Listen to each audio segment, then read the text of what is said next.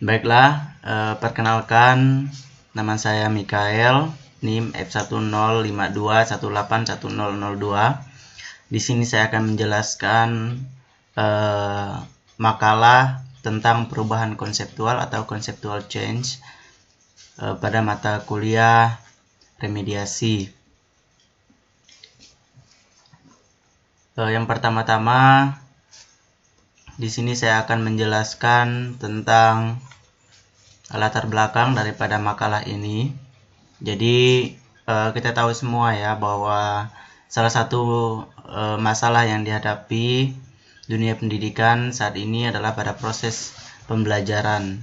Nah, proses pembelajaran ini sangat menentukan bagaimana pemahaman siswa terhadap suatu pelajaran, khususnya pada materi pembelajaran fisika. Jadi kesulitan untuk memahami materi sebuah atau suatu pelajaran fisika diakibatkan oleh kegiatan pembelajaran yang terlalu mengutamakan penghafalan rumus seperti itu. Jadi di sini peserta didik dituntut untuk menggali dan menunjukkan kemampuan berpikir kritis. Nah, oleh sebab itu diperlukan upaya atau solusi untuk meningkatkan pemahaman konsep siswa dalam mata pelajaran fisika yang berkaitan dengan remediasi miskonsepsi. Jadi salah satu cara di sini yang digunakan yaitu menggunakan strategi pembelajaran yang berorientasi dengan menggunakan pendekatan konflik kognitif. Adapun rumus masalah adalah sebagai berikut. Yang pertama, apa definisi dari perubahan konseptual. Yang kedua, apa perbedaan asimilasi dan akomodasi. Yang ketiga, apa definisi konflik kognitif serta cara memunculkannya pada pembelajaran fisika. Dan yang keempat, apa definisi dari dissatisfaction dan intelligible, plausible, dan fruitful. Kemudian yang kelima, bagaimana cara merancang model pada mata pelajaran fisika, model yang telah ditentukan, yaitu POE atau PDEODE. Nah, di sini tujuannya pertama untuk mengetahui definisi dari perubahan konseptual, yang kedua untuk mengetahui perbedaan antara asimilasi dan akomodasi, yang ketiga untuk mengetahui definisi konflik kognitif serta cara memunculkannya pada pembelajaran fisika, dan yang kelima untuk mengetahui definisi dan dissatisfaction, intelligible, plausible, dan fruitful. Dan yang kelima untuk mengetahui bagaimana cara merancang model pembelajaran baik pada model POE maupun PDEODE.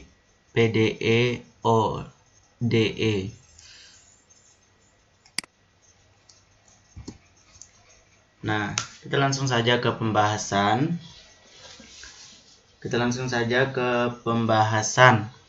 Yang pertama, kita mendefinisikan atau apa definisi dari perubahan konseptual. Jadi perubahan konseptual adalah suatu proses bagaimana konsepsi yang baru dapat menggantikan konsepsi yang lama. Nah, atau dengan kata lain, bagaimana merubah pandangan atau cara pandang, kemudian keyakinan seseorang atau peserta didik dari yang sudah tertanam dalam hati atau dalam pikiran dengan suatu pandangan atau keyakinan yang baru, seperti itu yang digunakan. Mungkin menggunakan model, metode pembelajaran yang baru, seperti itu untuk memberikan konsep yang baru, khususnya pada mata pelajaran fisika. Nah, kemudian untuk model perubahan konseptual ini merupakan salah satu model pembelajaran inovatif yang perlu dikembangkan dalam upaya meningkatkan kualitas proses dan hasil belajar yang diinginkan. Nah, kemudian model struktur ini menyajikan materi yang penuh dengan muatan konsep, generalisasi, dan teori. Jadi di sini Gardner pada tahun 1991 mengemukakan bahwa transformasi terjadi melalui kreasi pemahaman baru yang merupakan hasil dari munculnya struktur kognitif baru. Kemudian yang bagian B itu perbedaan antara asimilasi dan akomodasi. Nah, perbedaan antara asimilasi dan akomodasi. Yang pertama, saya akan menjabarkan apa itu asimilasi. Jadi asimilasi adalah proses adaptasi di mana informasi baru dimasukkan ke dalam skema yang sudah ada sebelumnya. Nah, kemudian ini merupakan salah satu cara manusia memandang dan beradaptasi dengan ide-ide baru. Jadi pada asimilasi ini pelajar menyesuaikan ide baru yang diberikan oleh guru dengan apa yang sudah dia ketahui sebelumnya. Nah, misalnya ketika anak kecil mungkin memiliki skema tentang jenis hewan seperti itu. Jadi ketika seorang anak kecil mengidentifikasi hewan baru sebagai anjing berdasarkan pengetahuan sebelumnya tentang anjingnya. Nah, jadi di sini contoh mengasimilasi hewan ke dalam skema anjing seorang anak. Asimilasi terjadi ketika seorang memanfaatkan pengetahuan yang sudah ada sebelumnya untuk memahami pengetahuan baru tersebut. Nah, oleh karena itu kita dapat mengatakan bahwa asimilasi cenderung sebagai subjektif seperti itu. Nah, kemudian akomodasi. Jadi akomodasi ini adalah proses di mana pengetahuan yang sudah ada diubah agar sesuai dengan informasi baru. Jadi di sini sebuah pengetahuan disesuaikan dengan informasi yang terbaru yang dilakukan oleh seorang guru seperti itu, yang akan digunakan untuk melakukan proses pembelajaran, khususnya pembelajaran fisika. Nah, akomodasi ini juga dapat diartikan sebagai suatu keadaan yang menunjukkan terciptanya keseimbangan dalam hubungan-hubungan sosial antar individu dan kelompok-kelompok sehubungan dengan norma-norma dan nilai-nilai yang berlaku di masyarakat. Jadi sebagai suatu proses, akomodasi menunjukkan kepada usaha-usaha manusia untuk meredakan pertentangan-pertentangan atau usaha-usaha untuk mencapai kestabilan interaksi sosial.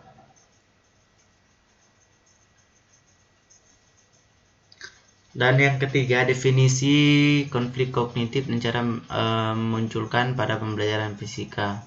Jadi ada banyak istilah yang digunakan setiap peneliti dengan makna yang mirip dengan konflik kognitif. Nah, misalnya disonansi kognitif, ya.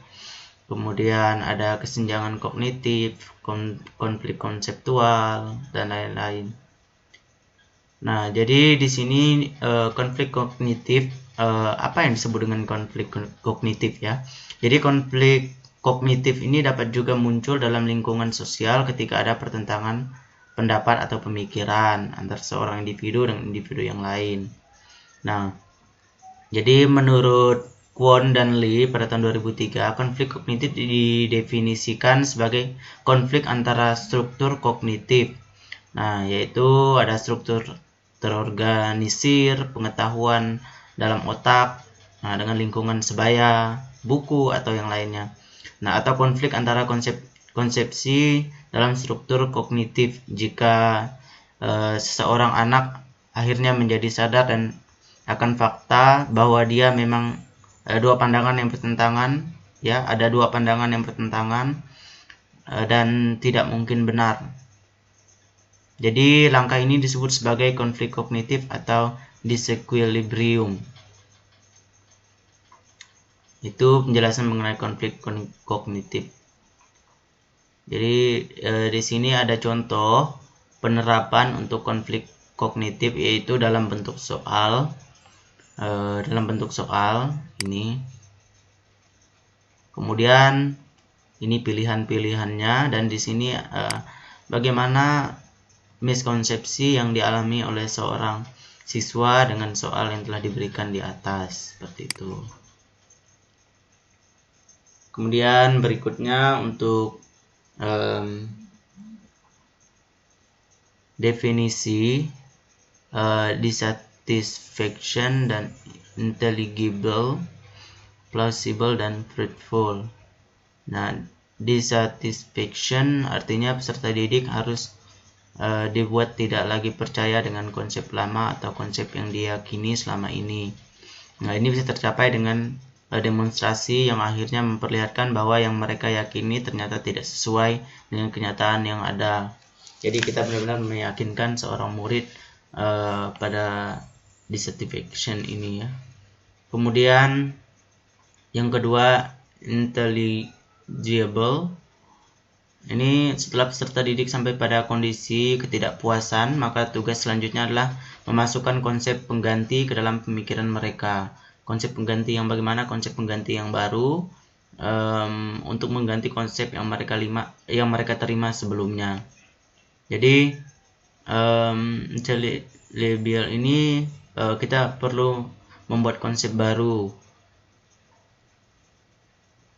Nah, oleh karena itu intelligible ini bermakna konsep baru harus bisa dipahami dengan baik oleh peserta didik. Nah, misalnya tadi dengan kita menggantikan konsep yang lama seperti itu. Kemudian plausible. Ya, plausible ini maknanya masuk akal ya. Di sini sudah ada contoh penjelasan. Jadi misalnya dikatakan dalam astronomi bahwa alam semesta sedang berekspansi. Nah, pembuktinya tentu seumur alam semesta atau ada di video yang memperlihatkan alam mengembang. Tapi dari mana mau mengambil videonya? Nah, pengetahuan fisika tentang efek Doppler misalnya bisa dari situ, ya. Jadi pengertian lain dari plausible ini adalah konsep baru bisa diterima karena konsisten dengan pengetahuan yang sudah ada dalam pikiran peserta didik. Seperti itu. Kemudian yang terakhir itu fruitful. Nah, fruitful ini merupakan kondisi terakhir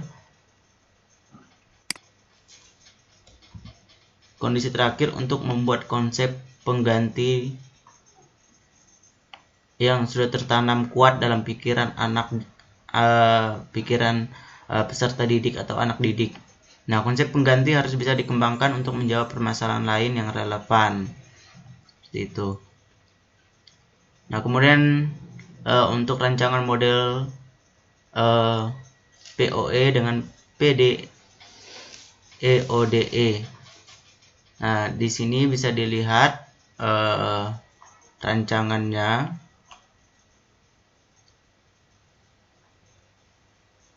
Dan penjelasannya juga sudah ada di sini. Baik. Nah, ini adalah penjabaran. Ini skenario atau perancangannya pada materi GLB, gerak lurus beraturan.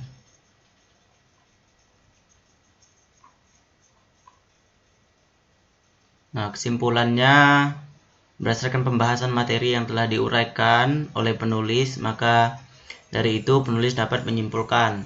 Yang pertama, perubahan konseptual adalah suatu proses bagaimana konsepsi yang baru dapat mengganti konsepsi yang lama. Nah, kemudian asimilasi. Ini merupakan proses adaptasi di mana informasi baru dimasukkan ke dalam skema yang sudah ada sebelumnya.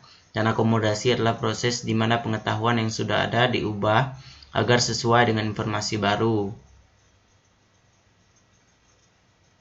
Nah, Damon dan Kellen mengatakan konflik kognitif ini merupakan ketidakseimbangan kognitif yang disebabkan oleh adanya kesadaran seseorang akan adanya informasi-informasi yang bertentangan dengan informasi yang dimilikinya yang tersimpan dalam struktur kognitifnya. Nah, kemudian yang keempat, dissatisfaction. Ini peserta didik harus dibuat tidak lagi percaya dengan konsep lama atau konsep yang diyakini selama ini.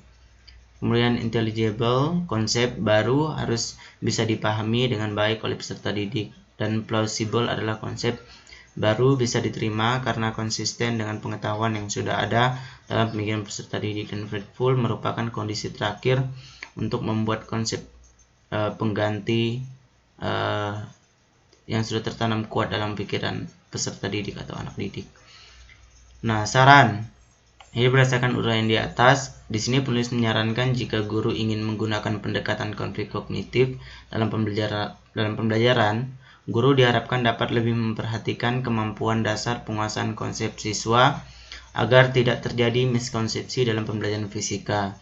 Nah, guru juga harus lebih kreatif ya dan inovatif dalam memilih model pembelajaran yang akan digunakan dalam melaksanakan pendekatan ini.